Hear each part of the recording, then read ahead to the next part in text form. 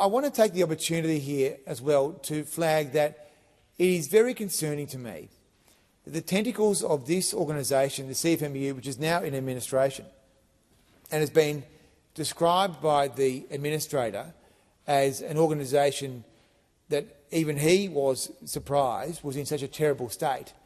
But the organisation, the CFMEU, is apparently still being led by its secretary, even though it's in administration, but it still has very deep tentacles into this building.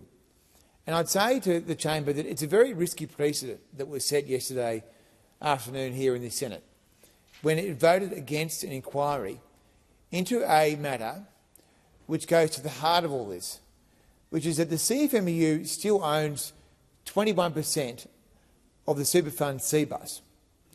And even though the administrator has kicked the 3 CFMEU officials off the CBUS board, they still own a large portion of the fund and exercise significant control as 21% owner of the organisation that owns the CBUS fund.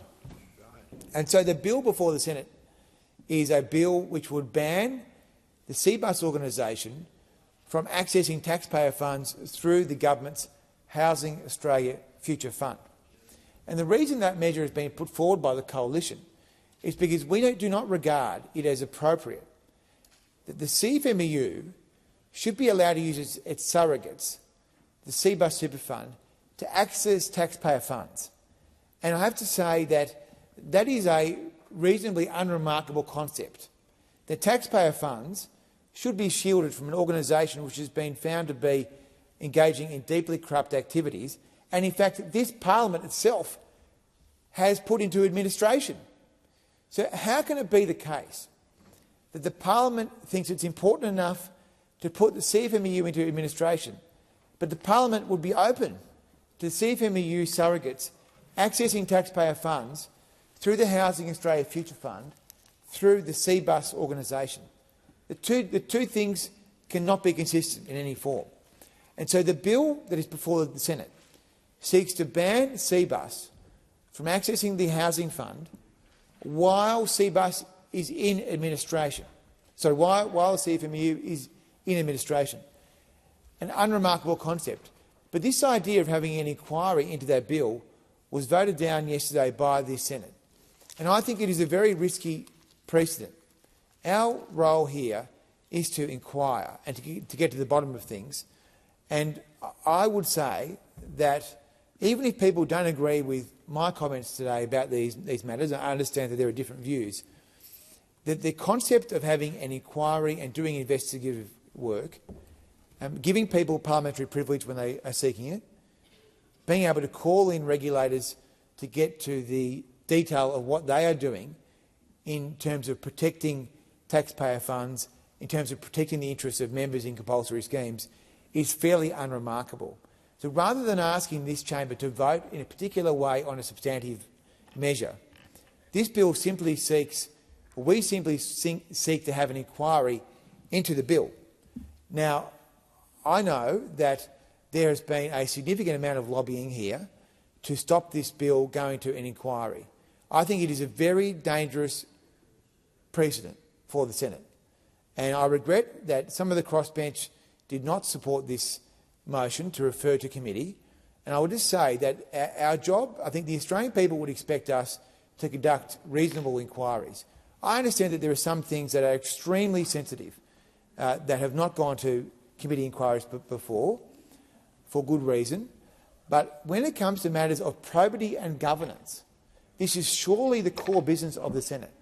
And so I again urge my colleagues on the Senate crossbench, particularly the Greens, who have been very good generally in supporting measures that promote good probity and good governance in relation to these matters, to consider whether or not it is a good precedent for the parliament to be voting to defeat an inquiry into a bill that seeks to prevent an organisation that is linked to an organisation under administration from accessing taxpayer funds. The bill does not seek to put a blanket ban on an organisation forever. The bill seeks to put a ban on that organisation while the CFMEU is in administration. It is not a forever clause, and so the idea of the crossbench voting against inquiry voting against investigation, voting against giving people parliamentary privilege, voting against bringing in the regulators to give evidence, voting against the idea of getting the detailed evidence that the Australian people would expect us to collect, I think is very dangerous. So I again urge the crossbench to think carefully about the precedent you want to set here. We have been sent to Canberra to get to the bottom of corruption, wrongdoing and malfeasance.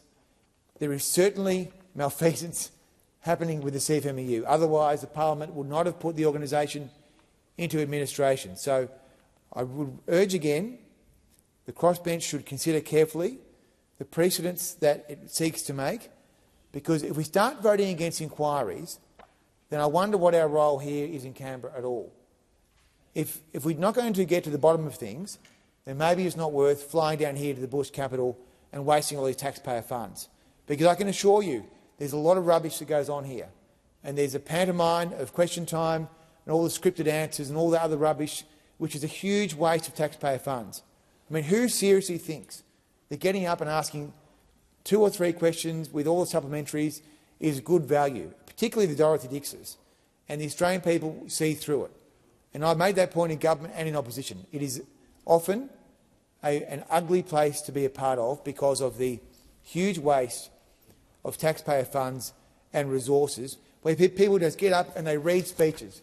They read speeches with talking points on them. They've got no idea what they're saying, and they're just here to fill up a few hours of time.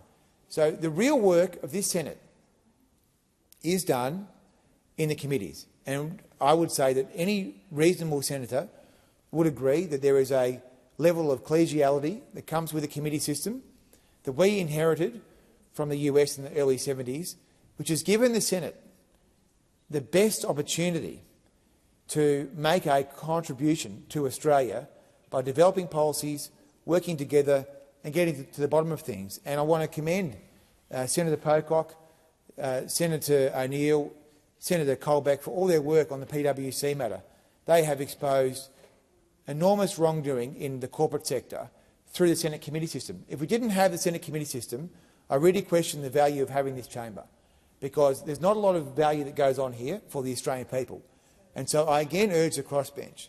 It is a very dangerous precedent for the crossbench to be voting against inquiries into issues of governance and probity and integrity and transparency. This is not about a culture war or some other sensitive issue. This is about the sort of standards that people would expect us to apply to the protection of taxpayer funds. This is not a substantive motion. This is not a matter that's asking you to nail your colours to the mast.